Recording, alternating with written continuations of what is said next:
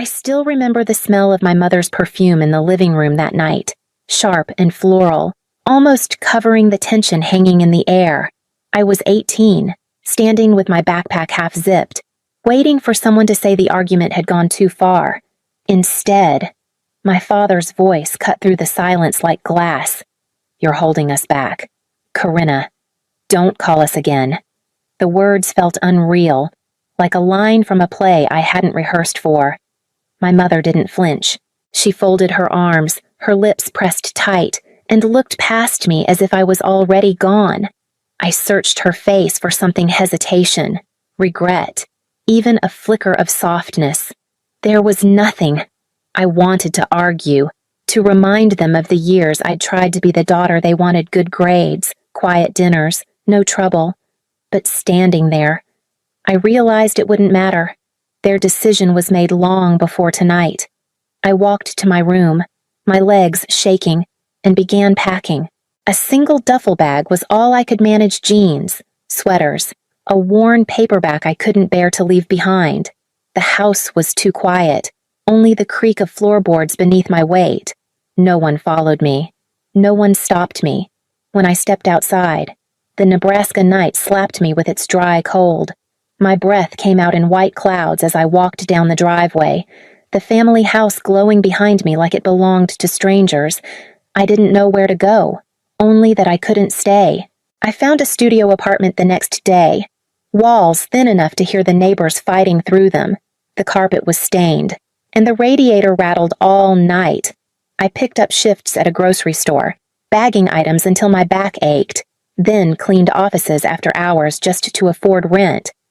At night, I lay in the narrow bed staring at the cracked ceiling, the silence pressing down until tears blurred my vision, the sound of other people's lives, laughter through walls. Footsteps above me made the loneliness sharper. I told myself I wouldn't break, that I'd find a way to keep going, even if I had no one to call family anymore. That night was the first lesson in living alone, and it marked the beginning of 10 years of silence that would shape everything to come. The years slipped by, one after another, each one marked not by family milestones, but by absence. At first, I tried to reach them. I sent birthday cards, Christmas packages, even handwritten letters filled with updates about my classes and the small victories of my early 20s. Most came back unopened, the envelopes stamped "Return to Sender." The sight of my own handwriting circling back to me was worse than any curse. By the second year, I stopped expecting a reply. Still, I couldn't stop myself from dialing their number on holidays.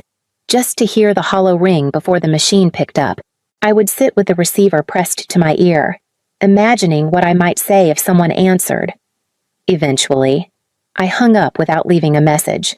Meanwhile, their lives carried on.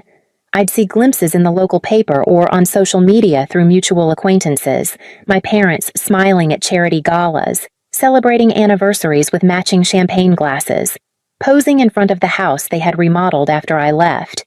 They looked like a family that had never been missing a piece. I wasn't mentioned, not once. So I turned inward. I worked too. Sometimes 3 jobs at a time: grocery store clerk, diner waitress, night janitor. The paychecks were small, but I saved every dollar I could. Night school classes filled the hours when exhaustion threatened to swallow me. I studied business and accounting, believing knowledge might be my way out of the cycle. Birthdays passed with a slice of store-bought cake, eaten alone in my apartment. Christmas mornings meant working extra shifts while families shopped or traveled. I learned to find comfort in small things: a kind smile from a stranger, a used book that carried someone else's notes in the margins, the quiet pride of paying rent on time. 10 years built themselves out of silence and stubborn survival, each one layering resilience over the raw wound my parents had left. And somewhere in that silence, the foundation of the person I would become was quietly taking shape. It happened almost by accident. One morning, while sipping cheap coffee before work, I noticed a foreclosure listing in the classifieds. The picture was grainy, showing a run-down duplex with peeling paint and overgrown weeds. The price was low enough to make me pause. I tore out the page and carried it folded in my pocket all day, the numbers circling in my mind as I rang up groceries and wiped down counters. That night, I sat at my kitchen table with a calculator and a pad of paper. I added up my savings, the few thousand I had managed to hold on to after years of scrimping, and realized barely that I could make it work. I applied for a modest loan, half expecting to be laughed out of the bank, but when the papers slid across the desk and I signed my name, something inside me shifted. For the first time since leaving home, I was choosing to build rather than just endure. The duplex became my second job. After finishing my shifts, I would drive over with tools I barely knew how to use. I scraped paint until my arms ached, patched holes in walls, and learned how to stop a leak by watching tutorials late at night. It was exhausting, but unlike my other jobs, this work gave me something I could see. Slowly, the place transformed. When I rented the units out, the first rent checks felt heavier than cash should, as if they carried proof of my worth. I wasn't just surviving anymore, I was creating something stable with my own hands. That duplex led to another small property, then another. Each one carried a lesson, each one gave me a little more confidence. With every signed lease, the silence my parents left behind grew a little less suffocating. I was still alone, but the walls I built and the roofs I repaired stood as reminders that I didn't need their approval to keep moving forward. And without realizing it, I was laying the foundation for a future they could neither predict nor control. It was a gray Tuesday when my life turned on its head. I'd stopped at a corner gas station after work, too tired to cook and craving a microwaved sandwich. At the counter, I added a lottery ticket almost as an afterthought, sliding a crumpled bill across the counter. I didn't even check the numbers that night. The ticket sat forgotten on my refrigerator until the next week when the news reported no one had claimed the prize. On a whim, I pulled it down, squinting at the numbers under the kitchen light. One by one, they matched. My knees nearly buckled. $7 million. For a long moment, I just sat on the floor, ticket trembling in my hands, the hum of the refrigerator filling the silence. I thought of all the nights I'd scraped by on coffee and determination, of the duplexes I'd patched with bleeding hands, of the birthdays spent alone. And now this. But years of living on the edge had carved discipline into me. I didn't run out and buy a luxury car or a mansion. Instead, I called my banker, I spoke with an attorney, and I laid out plans as carefully as I had when I first calculated rent payments on that duplex. Money could be a gift or a weapon, and I knew better than to let it control me. When the local paper published a story about the quiet woman who struck it rich, I became a headline. Suddenly, old coworkers who hadn't spoken to me in years left messages. Acquaintances I barely remembered sent friend requests. Neighbors lingered at my mailbox, curious and smiling too widely. The noise was overwhelming. But I kept my circle small, unwilling to trade the peace I'd fought for. Then, one evening, as I was settling down with tea, the phone rang. I nearly let it go to voicemail until I glanced at the screen. The name froze me where I sat. Mom. The letters glowed in stark contrast, as if they had been waiting all these years for the right moment to appear again. I lifted the phone, my hands suddenly cold, and pressed answer. For a moment, I couldn't speak. Hearing her voice after 10 years was like being dragged backward into another life, one I thought I had buried. "Corinna," my mother said sweetly, her tone light, rehearsed. "We've missed you so much." The words were delivered as if the last decade had been a simple misunderstanding, as if I hadn't spent every holiday alone, as if she hadn't turned her back when I needed her most. I held the phone against my ear, steadying my breath.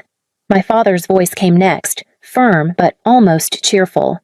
"We've been talking, and we think it's time. Thanksgiving is coming up. Why don't you join us for dinner? Family should be together." The word family caught in my chest, bitter and heavy. I almost laughed. "Instead," I said. "Funny how you call right after the paper ran my story." There was a pause, just long enough to confirm what I already knew.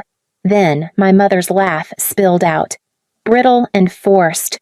"Oh, sweetheart, don't be silly. We would have called anyway. It's just, well, the timing felt right." I leaned back in my chair, staring at the ceiling. 10 years of silence. And now, just like that, they wanted me back at their table. I could feel the old ache tugging at me, the part of me that still wanted a mother's hug, a father's approval.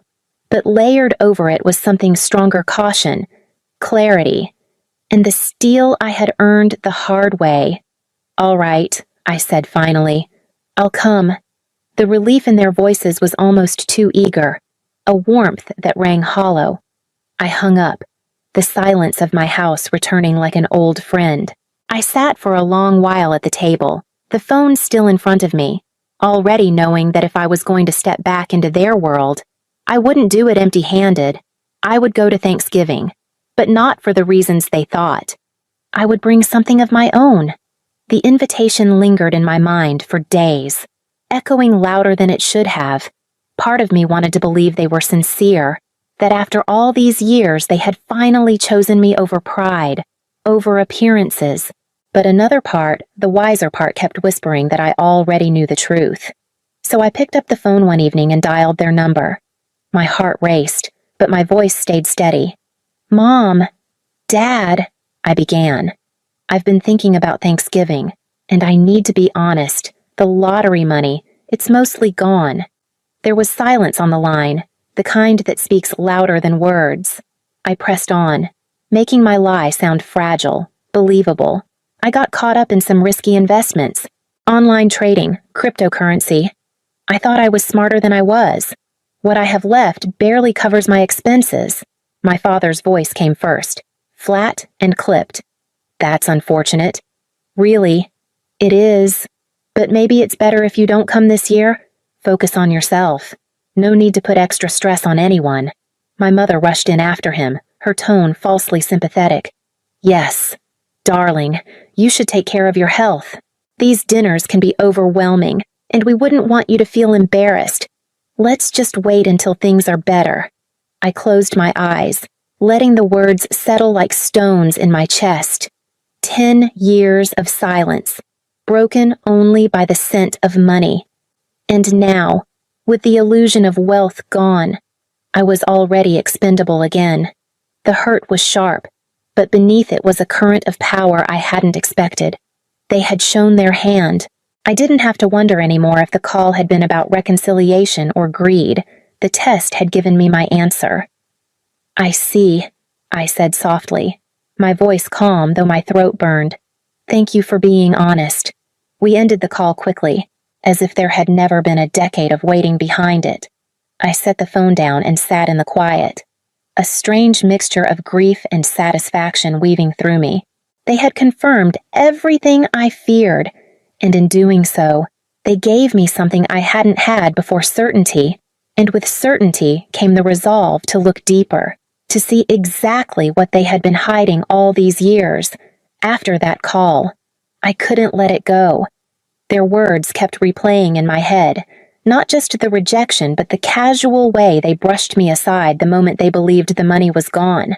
I needed to know what had really driven them to reach out after so many years. I started quietly, searching public records online. What I found was a trail of red ink. The house they bragged about in the paper was mortgaged to the hilt. Property tax payments had been delayed multiple times. Court filings showed 2 small lawsuits from unpaid contractors. Each document painted a picture that looked nothing like the perfect image they had projected for so long. The deeper I went, the uglier it became. Their names surfaced in business directories, tied to short-lived ventures that dissolved in debt. My mother had signed for loans she clearly couldn't repay. My father's name appeared in minutes from a community development board, where whispers of mismanaged funds and improper transfers hinted at more than sloppy bookkeeping. One article from years back suggested donations earmarked for a local park had somehow disappeared under his oversight. I sat at my desk with files spread around me, the weight of truth heavier than I expected. They hadn't just abandoned me, they had been building their own ruin all along, wrapping it in glitter for others to admire, Piece by piece, I gathered the records, copies of mortgages, lawsuits, and notes from the community fund. It wasn't hard to find. They had left the evidence scattered in plain sight. Certain no one would ever bother to look, I slid everything into a neat folder and closed it with a quiet snap. If they wanted me at their Thanksgiving table, I would come, but I would not come as the desperate daughter they remembered. I would bring with me the story they had spent years trying to bury. The house looked just as I remembered, only dressed up for the holiday. Strings of lights glowed along the porch railings, and a wreath hung perfectly centered on the front door. When my mother opened it, her smile stretched wide, too polished to be real. "Corinna," she said, pulling me into a hug that felt more like a performance than affection. "We're so glad you're here." My father appeared behind her, his hand resting on her shoulder. "You look well. Money seems to agree with you." Inside, the dining room table was already set for a feast turkey. Stuffing, bowls of vegetables arranged like a magazine spread. I took my seat while they fussed over me, passing dishes with exaggerated enthusiasm, filling my glass before I asked. Their chatter never stopped, each compliment carrying a hidden barb. "You've done so well for yourself," my mother said between bites. "Much better than we expected back then. Imagine what you could do if you had real guidance," my father added.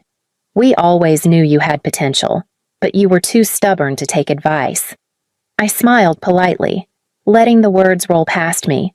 The meal went on, each course layered with false warmth, but as the plates cleared and dessert appeared, the shift came. My mother set down her fork and folded her hands together. "Corinna, we wanted to talk with you about something important."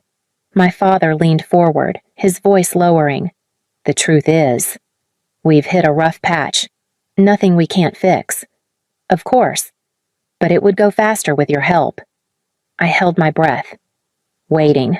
"We need 200,000, my mother said quickly, as if ripping off a bandage, "to steady things, to save the family. You can do that for us. Can't you after all? We're family."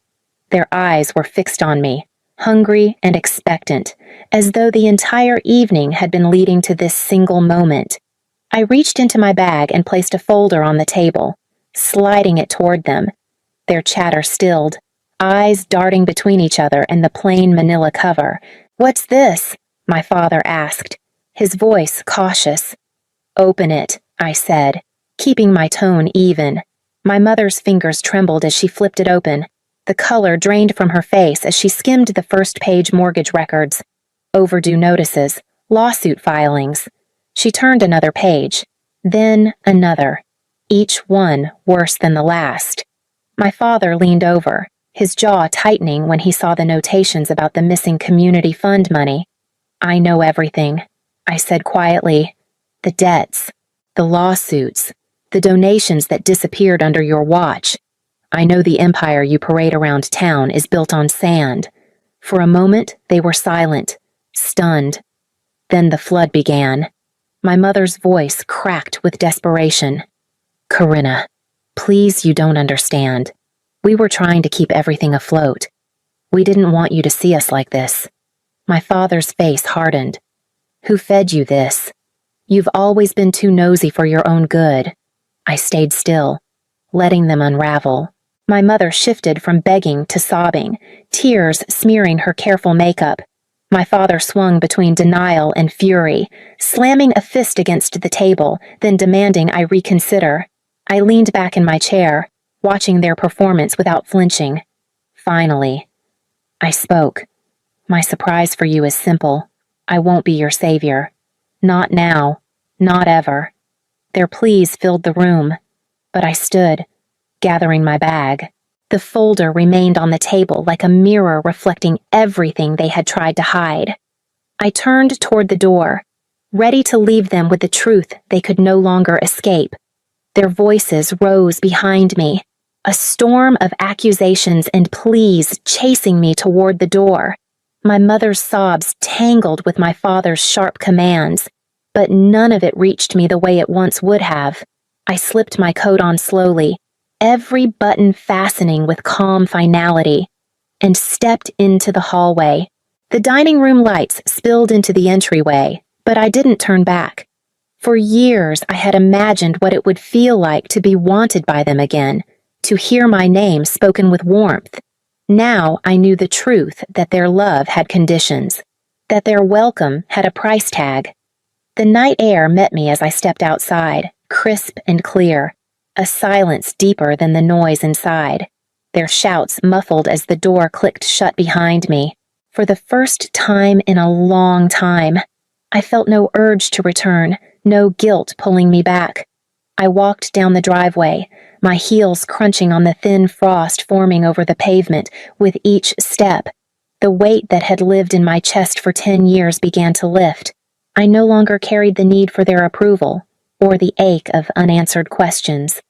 At the curb, I paused, breathing in the stillness of the quiet neighborhood. I thought of the life I had built, the strength I had forged from abandonment, and the peace that came from choosing myself. Then I turned toward the dark street and walked on.